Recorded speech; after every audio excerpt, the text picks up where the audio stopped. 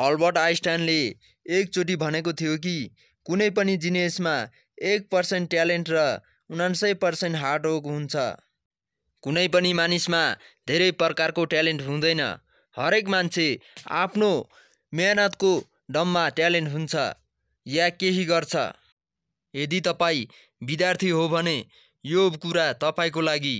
यदि तपाईँ कुनै चिजलाई सही तरिकाले एक्सप्लेन गर्न सक्दैन त यसको मतलब क्लियर छ अहिले तपाईँ आफै त्यसलाई सही तरिकाले सिकेन।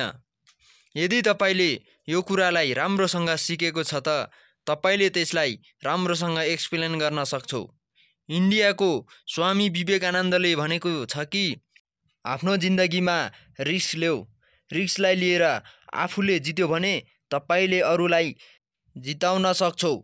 तर तपाईँ यदि हार्यो भने पनि तपाईले अरूलाई सिकाउन सक्छौ। एउटा जिनियसले भनेको छ कि डरलाई खत्म गर्ने एउटै तरिका छ। जुन काम गर्नदेखि डर लाग्छ त्यो काम गरिहाल। तपाईको डर सधैँको लागि खत्म हुन्छ। मलाई थाहा छैन कि कति मान्छेहरूले यो कुरालाई ठिक तरिकाले बुझेको छ होला।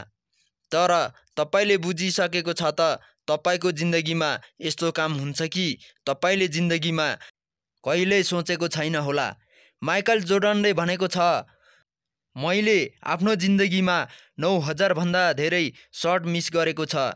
मैले आफ्नो जिन्दगीमा 300 भन्दा बढी गेम हारेको छ। मैले आफ्नो जिन्दगीमा धेरैचोटि फेल भएको छु। आज त्यसैको कारणले म सफल भएको छु। अर्को शब्द छ हारेको विद्यार्थीको लागि र हरेक फेल्योरको लागि धेरै ठुलो इन्स्पाइरेसन छ। त्यो हो स्टिभ जब्स। उसको पहिलो शब्द स्टे हङ्ग्री स्टे फुलिस। भोकै बस मूर्खले बस। मलाई थाहा छैन कि कतिपय मानिसहरू यो कुरालाई बुझेको छ। तर जो बुझेको छैन उनीहरूलाई म बताउन गइरहेको छु। स्टे हङ्ग्रीको मतलब हो भोकै बस थाहा पाउनको लागि। स्टे फुलिसको मतलब हो मूर्ख बना। यानि कि आफूले आफूलाई यस्तो फिल गराउँछ कि तिमीलाई केही आउँदैन, तिमी केही नयाँ सिक्न सक्छ। किनकि जुन मान्छेलाई यस्तो लाग्छ मलाई सबै चिज आउँछ यो मान्छे जिन्दगीमा कहिले पनि नयाँ सिक्न सक्दैन।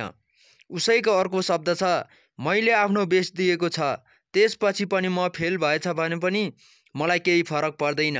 किनकि मेरो जित यसैमा छ कि मैले बेस्ट दिएको छ। त्यसैले रिजल्ट आउनुभन्दा अगाडि आफूले यो कामलाई 100% देऊ। यो भन्दा पहिला तपाईको सपना पूरा हो। तपाईले सपना देख्नुपर्छ। ठुलो सपना देख्नेहरू सधैँ ठुलो सपना पूरा हुन्छ या पूरा गर्छ। तपाईले बुझिसक्यो होला यो शब्द कसको हो भनेर। यो शब्द हो एपी अब्दुल कलामको। उसको हरेक शब्द विद्यार्थीको लागि धेरै ठुलो इन्स्पाइरेसन छ। You are what you do not what you say you will do. तपाईँ यो शब्द जुन तपाईले गर्छ। सक्सेसफुल मान्छेहरू कम बोल्छ धेरै काम गर्छ। उनीहरूको कामले नै सबै जवाफ दिने गर्छ। उनीहरूले बोल्नु पर्दैन। यो कुरा भनेको थियो कार्ल युङले। जब तपाईलाई काम गर्न जरुरी छ त्यो काम गरिहाल।